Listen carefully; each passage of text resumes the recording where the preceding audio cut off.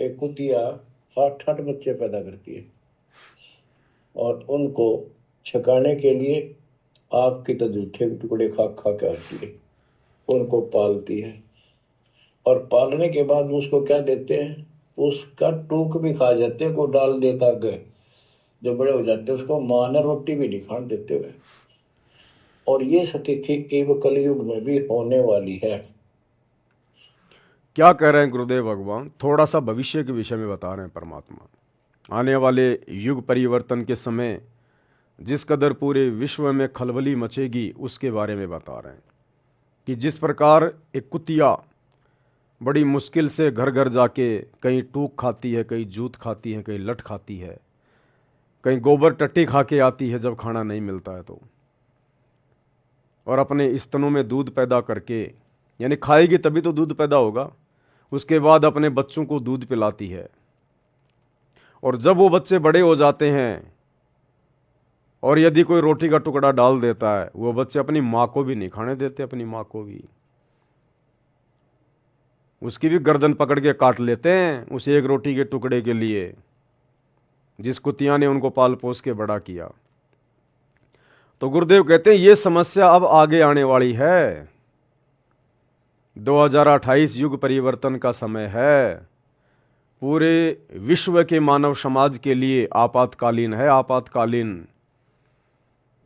भारत देश में भी 2028 तक नास्त्रेदमस की भविष्यवाणी के अनुसार, हरारे की भविष्यवाणी के अनुसार 16 से अधिक राज्यों में आपातकालीन राष्ट्रपति शासन लागू हो जाएगा। इतनी अस्थिरता बढ़ जाएगी, मिलिट्री शासन लागू हो जाएगा और प्राकृतिक आपदाएं घेरेंगी वो अलग।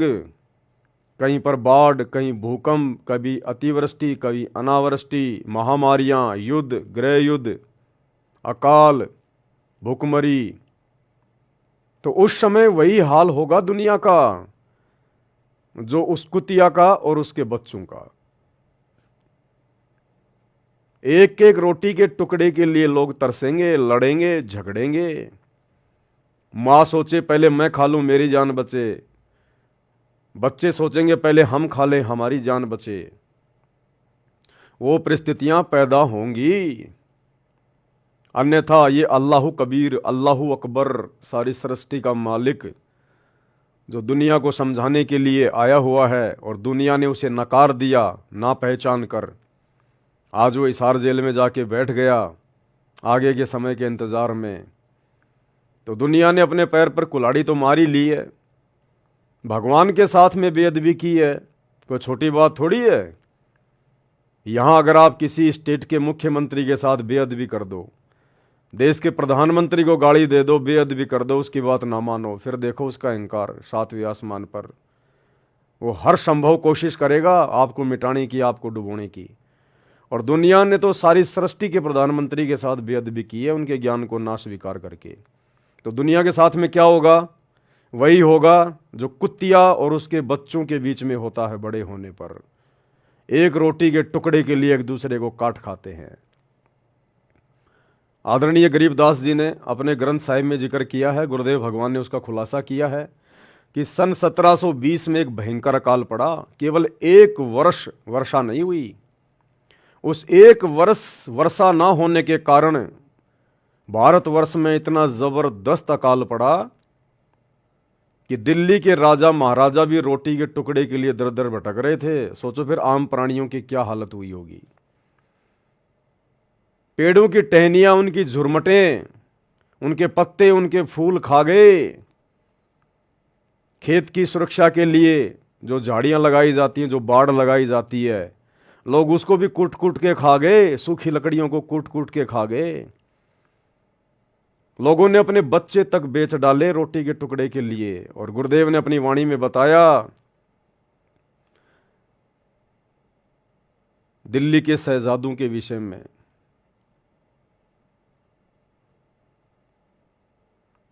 वाणी है, दास को ध्यान नहीं आ रही। शहजादे मांगत फिरें दिल्ली के उमराव, और जिन रोटी पाई नहीं जो खाते थे नान पुलाव। वो दिल्ली के बादशाह और उनके शहजादे, उनके बेटे बेटियां जो नान पुलाव खाया करते थे, 56 प्रकार के पकवान खाया करते थे, सन 1720 में उनको रोटी का टुकड़ा भी नसीब नहीं हुआ। तो कहते हैं वो शहजादे मांगत फिरे दिल्ली के उमराव, और उनको रोटी भी मिली नहीं जो खाते थे नान पुलाव। तो वो समय आने वाले समय में बहुत जल्द आने वाला है। ऐसा थोड़ी है दुनिया इसी प्रकार से चलती रहेगी, जनसंख्या बढ़ती रहेगी, गरीब बेचारा गरीब चक्की में फिसता रहेगा, अमीर गरीबों की छाती पे पैर रख के आगे बढ़ता रहेगा, चोर चोरी करते रहेंगे, डकैत डकैती करते रहेंगे, 2 नंबर के काम करने वाले 2 नंबर के काम कर रहे हैं। अरे भैया परिणाम भी तो भोगोगे, रिजल्ट भी तो आना है। ये थोड़ी है कि बच्चों की पढ़ाई पढ़ाई होती रहेगी, परीक्षा नहीं होगी, रिजल्ट नहीं आएगा। तो पढ़ाई बहुत हो चुकी है, दुनिया ने बहुत अपने कर्म फोड़ लिए हैं, बहुत कुकर्म कर लिए हैं, बहुत मनमानियां कर ली हैं। अब उनका परिणाम, उनका रिजल्ट आएगा 2028 तक, जिसको युग परिवर्तन कहते हैं। तो उस समय वो स्थिति पैदा होने वाली है जो गुरुदेव भगवान ने बताई है, उस कुतिया का और उसके बच्चों का उदाहरण देके। और बचने का तरीका भी भाई और बहनों केवल गुरुदेव भगवान के पास है, किसी और के पास नहीं है। आज आपके पास चाहे 1000 क्विंटल गेहूं है, चाहे 1000 गैस सिलेंडर आपके घर में हैं, लेकिन 2028 युग परिवर्तन में भाई आपको भी उस दौर से गुजरना पड़ेगा। अगर आपके घर में अनाज की कमी नहीं आएगी तो दूसरी प्रकार की कोई कमी आएगी, पीने को पानी नहीं मिलेगा, सूखी रोटियां खा खा के कैसे जीवन जिएगा। और कोई प्रॉब्लम आ जाएगी, भयंकर बीमारी हो जाएगी, वायरस घुस जाएगा, फिर क्या करेगा? वो गेहूं बचाएगा? वो गैस सिलेंडर बचाएगा क्या? तो हर व्यक्ति को युग परिवर्तन के दौर से गुजरना पड़ेगा, अपने किए गए कुकृत्यों का परिणाम भोगना पड़ेगा। इसलिए तो कहते हैं भैया अच्छे कर्म करो, अच्छे कर्म करो, परमात्मा को प्रसन्न करो। और बचाव का तरीका केवल गुरुदेव की सत भक्ति, ये सच्ची इबादत जो अल्लाह कबीर सतगुरु रामपाल जी के पास है। ये स्वयं बाखबर है, तत्वदर्शी संत है, स्वयं अल्लाह कबीर है। ये स्वयं पृथ्वी पर आकर प्रकट होकर इंसानी रूप में, मानव रूप में अपना ज्ञान देता है, आगे का मार्ग बताता है। तो भैया जल्द से जल्द इनके सत्संग सुनना शुरू कर दीजिए, यदि अपने और अपने परिवार का उस महाविनाश के दौर में बचाव चाहते हैं तो। अन्यथा ना आपको ये राजनीति बचाएगी, ना राजनेता बचाएंगे, ना आपकी धन दौलत बचाएगी, ना आपके रिश्तेदार बचाएंगे, ना आपका पद और रुतबा बचाएगा। सब धरे के धरे रह जाएंगे, धरे के धरे। ऐसे अकाल बहुत आ चुके हैं, इतिहास गवाह है। राजाओं को भी हाथ में कटोरा लेके मांगना पड़ा है।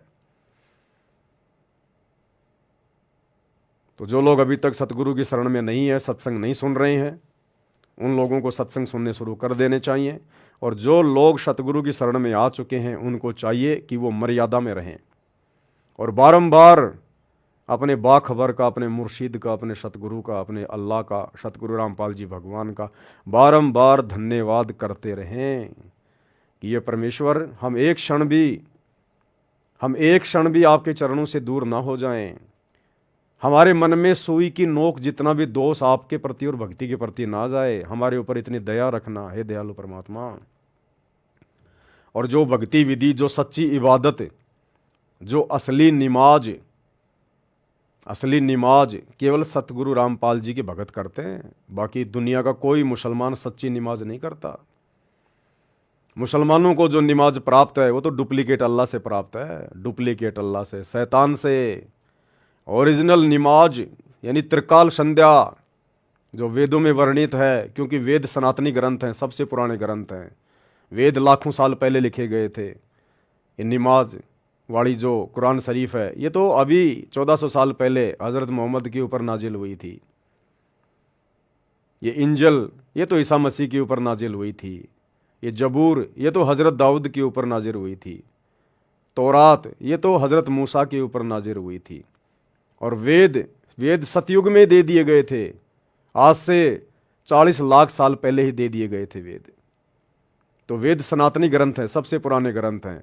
और त्रिकाल संध्या, वास्तविक जो संध्या है, जो निमाज है, निमाज का मतलब होता है आरती, स्तुति करना, प्रार्थना करना। मुसलमान निमाज कहते हैं, हिंदू आरती कह देते हैं। हम भगत भाई बहन जो सतगुरु रामपाल जी के भगत हैं, हम उसको नित्य नियम कह देते हैं। निमाज का अर्थ होता है भगवान तक अपनी स्तुति, अपनी अर्ज, अपनी प्रार्थना पहुंचाना। तो वर्तमान में मुसलमान जो निमाज कर रहे हैं वो तो वास्तव में निमाज भी नहीं है, उसमें तो आदेश दिए जा रहे हैं, ए हजरत तू ऐसा कर, तू ये कर, तू वो कर। नमाज कौन कर रहा है, स्तुति कौन कर रहा है? वो तो आदेश दिए जा रहे हैं। तो वास्तव में नमाज क्या है, ये सतगुरु रामपाल जी की शरण में आने के बाद आपको मिलेगी।